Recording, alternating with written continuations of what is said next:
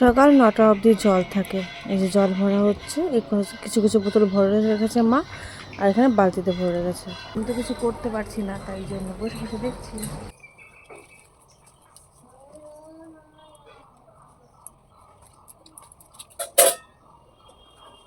আমার বোনও ছাড়া বাড়িতে একা একা ভাল লাগে না, তো ও আসলে পরে একটু ঘুরতে বেরোতে পারতাম। এখন তো এখান দিয়ে হাঁটাচলা করছি, মানে বাড়ির ভেতর দিয়ে।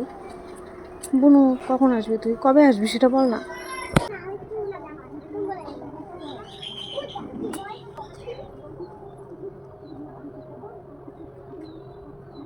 এমনিতেও একা আমি পাড়াতে ঘুরি না কখনো, বোনের সাথে ঘুরি।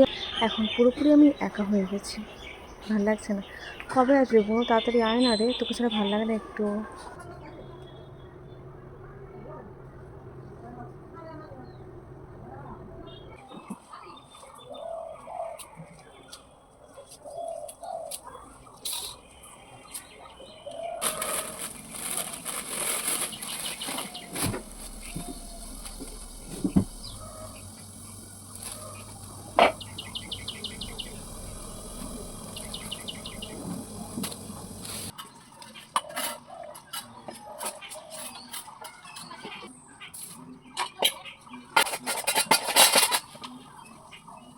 অন্য কোনো পোশাক পরতে পারছি না জন্য কয়েকদিন হলো নাইটি পরা ধরেছি।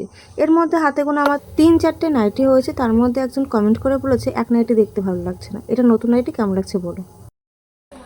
বনু, কি জানি তুই শ্বশুরবাড়িতে কত কাজ করছিস, খুব ব্যস্ত হয়ে পড়েছিস, তাই জন্য আমাকে তো ফোন করার সময়ই পাচ্ছিস না। আর আমাকে দেখ,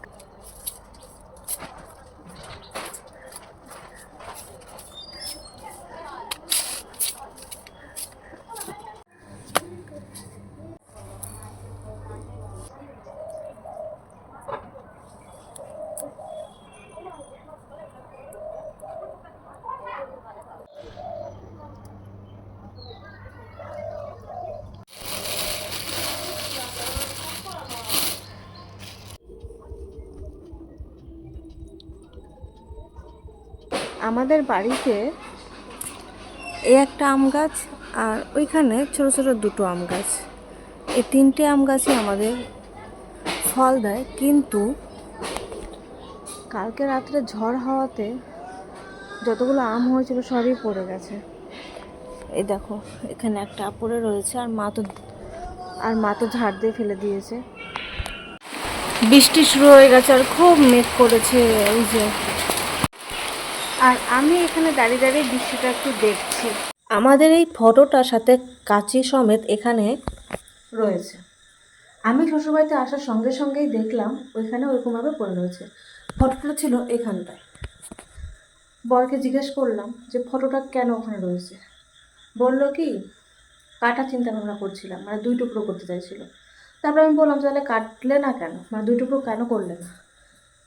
বলে কি, মনটা চাইলো না।